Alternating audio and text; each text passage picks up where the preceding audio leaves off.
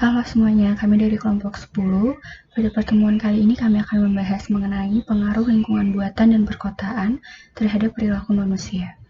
Dalam pembahasan kali ini, kami akan membahas mengenai ruang personal, privasi, teritorialitas, efek kepadatan dan kesesakan, dan yang terakhir ada efek kebisingan. Yuk kita mulai.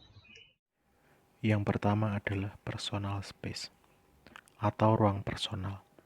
Menurut Sommer, ruang personal adalah daerah di sekeliling seseorang dengan batasan-batasan yang tidak jelas di mana seseorang tidak boleh memasukinya. Menurut Edward, seorang antropolog, terdapat 4 zona jarak ruang personal atau 4 zona personal space, yaitu meliputi yang pertama adalah jarak intim, yang kedua jarak personal, yang ketiga jarak sosial, lalu yang keempat jarak publik. Kita bahas yang pertama yaitu jarak intim, yaitu jarak manusia untuk berhubungan yang lebih intim atau yang sangat dekat.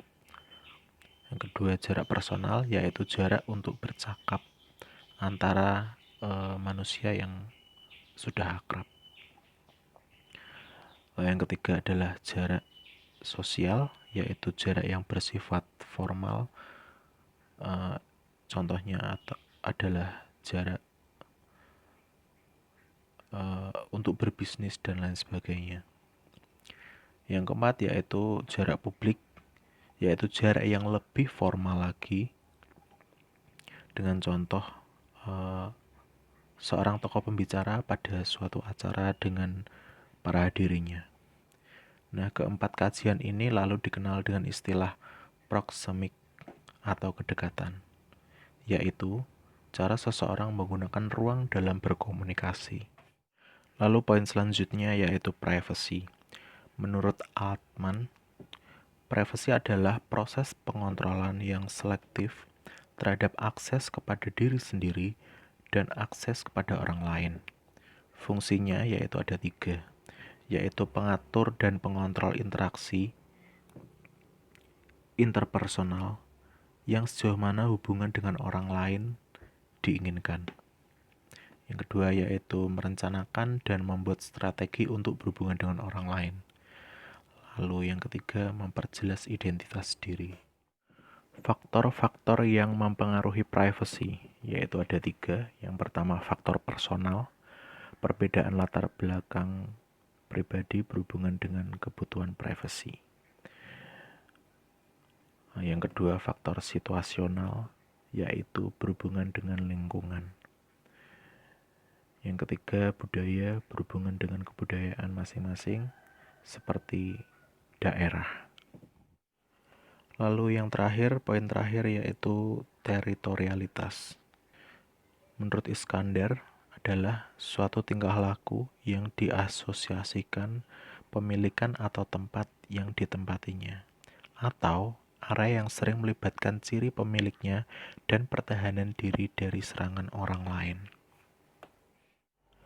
Karakteristik teritorialitas ada 4. Yang pertama kepemilikan dan tatanan tempat. Yang kedua personalisasi atau penandaan wilayah. Yang ketiga aturan atau tatanan untuk mempertahankan terhadap gangguan.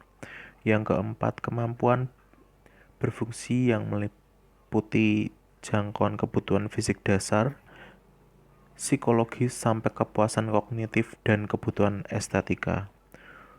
Lalu hubungan teritorialitas dengan lingkungan yaitu merupakan tempat yang nyata dan jelas jarak-jaraknya juga sangat bergantung pada lingkungan. Dikarenakan batas dan jarak teritorial merupakan bagian dari lingkungan itu sendiri. Kepadatan atau density dan kesesakan atau crowding adalah 2 dari beberapa konsep gejala perilaku manusia terhadap lingkungannya. Kedua konsep ini saling berhubungan dan berkaitan satu sama lain. Stokes dan Altman membatasi kepadatan dalam arti fisik, yakni jumlah orang atau hewan per unit ruang. Di sisi lain, kesesakan adalah keadaan psikologis, bersifat pribadi, atau merupakan reaksi subjektif yang didasari oleh perasaan akan terlalu sedikitnya ruang yang tersedia. Suatu situasi yang diterima sebagai rasa sesak bergantung tidak hanya pada jumlah orang yang hadir, tetapi juga pada bermacam-macam kepribadian, sosial, dan variabel-variabel lingkungan. Peneliti-peneliti seperti Carey dan Carson menemukan bahwa manusia membedakan kepadatan di dalam rumahnya dan di luar rumahnya. Dengan mengkombinasikan dua jenis kepadatan ini, diperoleh 4 jenis kepadatan, yaitu yang pertama, kepadatan pedesaan, di mana kepadatan di dalam rumah tinggi, tetapi kepadatan di luar rendah. Lalu yang kedua ada kepadatan pinggiran kota, di mana kepadatan di dalam maupun di luar rumah rendah. Lalu yang ketiga ada kepadatan pemukiman kumuh di kota, di mana kepadatan di luar maupun di dalam rumah tinggi. Lalu yang terakhir ada kepadatan pemukiman mewah di kota besar, di mana kepadatan di dalam rumah rendah, tetapi kepadatan di luar rumah tinggi. Menurut Heemstra dan McFarlane, kepadatan memberikan akibat bagi manusia, baik secara fisik, sosial, maupun psikis. Yang pertama ada akibat fisik. Reaksi fisik yang dirasakan individu seperti peningkatan detak jantung, tekanan darah, dan penyakit fisik lainnya. Lalu akibat sosial. Adanya masalah sosial yang terjadi dalam masyarakat, seperti meningkatnya kriminalitas dan kenakalan remaja. Lalu ada akibat psikis. Yang pertama ada stres. Kepadatan tinggi dapat menumbuhkan perasaan negatif, rasa cemas, stres, dan perubahan suasana hati. Lalu ada menarik diri. Kepadatan tinggi menyebabkan individu cenderung untuk menarik diri dan kurang mau berinteraksi dengan lingkungan sosialnya. Lalu ada perilaku menolong. Kepadatan tinggi juga menurunkan keinginan individu untuk menolong dan memberi bantuan pada orang lain yang membutuhkan, terutama orang yang tidak dikenal. Lalu ada kemampuan mengerjakan tugas. Situasi padat menurunkan kemampuan individu untuk mengerjakan tugas-tugasnya pada saat tertentu. Lalu ada perilaku agresif. Situasi padat yang dialami individu dapat menumbuhkan frustasi dan kemarahan, serta pada akhirnya akan terbentuk perilaku agresi. Sekarang kita akan membahas mengenai kesesakan. Untuk menerangkan terjadinya kesesakan dapat digunakan 3 model, yaitu yang pertama ada model bebas stimulus. Smith dan Keating mengatakan bahwa stimulus di sini dapat berasal dari kehadiran banyak orang beserta aspek-aspek interaksinya, maupun kondisi-kondisi fisik dari lingkungan sekitar yang menyebabkan bertambahnya kepadatan. Berlebihnya informasi dapat terjadi karena beberapa faktor, seperti yang pertama ada kondisi lingkungan fisik yang tidak menyenangkan, yang kedua, jarak antar individu yang terlalu dekat, yang ketiga, suatu percakapan yang tidak dikehendaki, yang keempat, terlalu banyak mitra interaksi, dan yang kelima, interaksi yang terjadi dirasa terlalu dalam. Lalu individu akan melakukan penyaringan atau pemilahan terhadap informasi yang berlebihan tersebut. Stimulus yang tidak berhubungan langsung dengan kepentingannya akan diabaikan, sedangkan stimulus yang penting dan bermanfaat bagi dirinya lah yang akan diperhatikan. Hal tersebut dirasakan oleh Milgram bagi penduduk kota untuk melakukan beberapa strategi untuk menyaring informasi yang mereka terima berlebih. Lalu ada teori kendala perilaku. Prosansky dan kawan-kawan mengemukakan bahwa pengaruh psikologis dari kesesakan yang utama adalah kebebasan memilih individu dalam situasi yang sesak. Dengan bertambahnya kehadiran orang lain, menyebabkan gagalnya usaha yang dilakukan individu dalam mencapai tujuannya. Kesesakan terjadi bila kehadiran orang lain dalam suatu setting membatasi kebebasan individu. Menurut teori ini, bila timbul gangguan terhadap kebebasan berperilaku, maka orang akan cenderung untuk membentuk semacam sikap penolakan psikologis. Hal tersebut berhubungan dengan campur tangan sosial atau hambatan-hambatan terhadap perilaku yang berupa aktivitas dari orang-orang di lingkungan sekitar. Lalu yang terakhir ada teori ekologi. Miklin mengemukakan sifat-sifat umum model ekologi pada manusia. Yang pertama, teori ekologi perilaku memfokuskan pada hubungan timbal balik antara orang dengan lingkungannya. Kedua, unit analisisnya adalah kelompok sosial dan bukan individu, dan organisasi sosial memegang peran sangat penting. Ketiga, menekankan pada distribusi dan penggunaan sumber-sumber material dan sosial. Menurut keputusan Menteri Negara Lingkungan Hidup, kebisingan adalah bunyi yang tidak diinginkan dari atau kegiatan dalam tingkat dan waktu tertentu, yang dapat menimbulkan gangguan kesehatan pada manusia dan kenyamanan lingkungan. Sedangkan berdasarkan Profesor Colin H. Hansen, noise adalah suara yang tidak menyenangkan dan tidak diinginkan.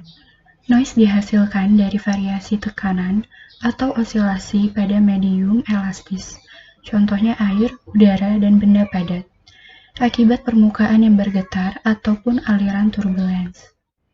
Dalam buku Advanced Air and Pollution Noise Control, disebutkan efek kebisingan akan mempengaruhi psikologi dan fisiologi. Berikut ini adalah dampak negatif yang terjadi akibat paparan kebisingan berdasarkan penelitian yang dilakukan oleh Muhammad Atiq dan Huma Basir. Yang pertama ada speech inference. Paparan kebisingan dapat mengurangi kemampuan dalam berkomunikasi. Dengan ini cenderung untuk meredam suara sehingga mengganggu percakapan. Speech inference dapat menghasilkan kesalahpahaman akibat adanya suara yang tidak diinginkan sehingga informasi yang disampaikan dapat mempengaruhi pendengar. Contoh dari adanya speech inference ini adalah terganggunya proses belajar mengajar pada sekolah. Lalu yang kedua ada sleep disturbance. Tidur adalah kebutuhan yang mendasar bagi manusia. National Sleep Foundation, lembaga nirlaba yang fokus pada kebutuhan tidur, mengeluarkan daftar lama kebutuhan tidur manusia sesuai usia. Jika waktu tidur tidak terpenuhi di malam harinya, maka akan mengganggu konsentrasi dan menurunnya energi hingga beberapa hari. Paparan kebisingan yang dirasakan juga dapat menurunkan kualitas tidur, suasana hati atau mood, dan kinerja seseorang. Lalu yang ketiga ada human activity performance. Dalam jurnal yang ditulis oleh Muhammad Atiq, dalam Peak Journal of Physical and Environmental Science Research, disebutkan bahwa kegiatan seseorang yang membutuhkan konsentrasi lebih seperti melakukan analisis dan membaca, akan terganggu akibat efek kejut dari kebisingan impuls. Sedangkan kebisingan yang terus-menerus akan mengakibatkan hilangnya memori otak. Performa aktivitas manusia dalam menyelesaikan pekerjaan akan lebih lambat ketika terpapar kebisingan lebih lama. Lalu yang keempat ada pelemahan pendengaran. Noise-induced hearing loss adalah salah satu kerusakan pendengaran akibat kebisingan yang ditandai dengan adanya kerusakan pada bulu halus dari telinga. Noise-induced hearing loss dapat terjadi pada semua usia. Lalu yang kelima ada risiko kesehatan. Kebisingan pesawat terbang selama 20 tahun dapat mengakibatkan risiko penyakit jantung dan stroke. Peneliti ini dilakukan pada 2.401 orang partisipan dari Swedia, UK, dan Belanda. Selain dari paparan kebisingan akibat pesawat terbang, meningkatnya resiko penyakit jantung dan stroke juga diakibatkan dari paparan kebisingan lalu lintas. Kebisingan merupakan salah satu faktor resiko penyakit kardiovaskular, karena kebisingan dapat mengaktifkan hormon dan syaraf tanggapan yang dapat meningkatkan tekanan darah dan denyut jantung. Lalu yang terakhir ada gangguan lingkungan. Selain berdampak pada manusia, kebisingan juga berdampak pada lingkungan sekitar. Salah satu contoh kebisingan lingkungan adalah pengeboran minyak lepas pantai. Pengeboran minyak lepas pantai ini menghasilkan getaran suara yang cukup besar dari alat-alat berat. Suara yang dihasilkan akan merambat ke dalam ini mempengaruhi kehidupan laut. Jika efek ini terus berlanjut, maka spesies tersebut sulit menemukan makanan dan berkembang biak dalam radius area 100.000 meter persegi, sehingga banyak spesies akan punah karena gangguan suara tersebut. Sekarang kelompok kami akan menampilkan beberapa pertanyaan mengenai hal-hal apa saja yang sudah kami bahas sebelumnya.